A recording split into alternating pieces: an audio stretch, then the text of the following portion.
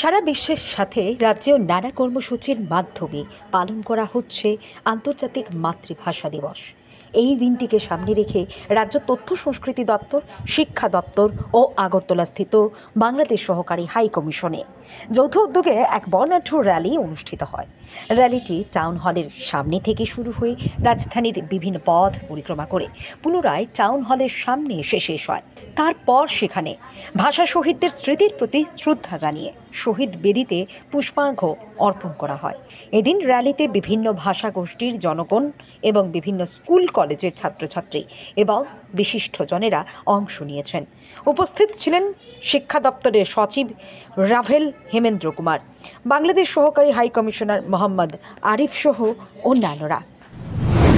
ধন্যবাদ আপনাদেরকে। শুরুতেই আজ আপনাদের জানাতে চাই যে আজ 21শে ফেব্রুয়ারি,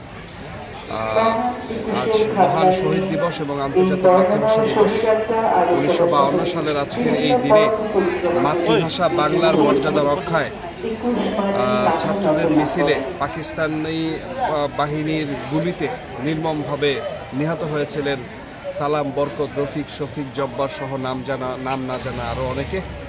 আজকের এই দিনে তাই আমরা গভীর শ্রদ্ধার সাথে স্মরণ করছি বাংলা সহ সারা বিশ্বের সমস্ত ভাষা, সমস্ত মাতৃভাষার প্রতি এবং সমস্ত মাতৃভাষার সকল মানুষকে আমরা গভীর শ্রদ্ধা নিবেদন করছি। আমরা গভীর শ্রদ্ধার সাথে স্মরণ করছি সে সমস্ত মানুষের যারা তাদের এই আত্মত্যাগের বিনিময়ে যারা এই ভাষার জন্য যারা আত্মত্যাগ করেছেন তাদেরকে আমরা পরম শ্রদ্ধার সাথে স্মরণ করছি। এই বাংলা ভাষার মর্যাদা রক্ষার এই 1952 সালের এই সংগ্রামে নেতৃত্ব দানকারী সর্বকালের সর্বশ্রেষ্ঠ বাঙালি জাতির পিতা বঙ্গবন্ধু শেখ মুজিবুর রহমান সহ সকল সংগঠক এবং সকল সংগঠক বৃন্দদের।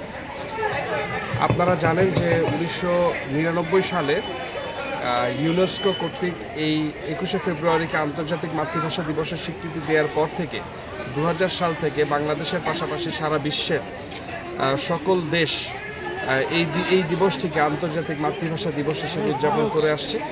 আমরা অত্যন্ত আনন্দিত যে ভারতও সেই সময় থেকে এই দিবসটি অত্যন্ত গুরুত্বের সঙ্গে আয়োজন করে আসছে এবং আমাদের এই ত্রিপুরা, যেখানে মূলত 2000 সালের পূর্ব থেকেই সবসময় এই বাঙালি, কারণ এই বাঙালির এই ভাষা আন্দোলনের সংগ্রামের একজন গুরুত্বপূর্ণ ব্যক্তিত্ব ছিলেন আমাদের কুমিল্লার ধীরেন্দ্রনাথ দত্ত, যাকে এই কুমিল্লার এই আগরতলার মানুষ যাকে অত্যন্ত ভালোভাবে চিনেন।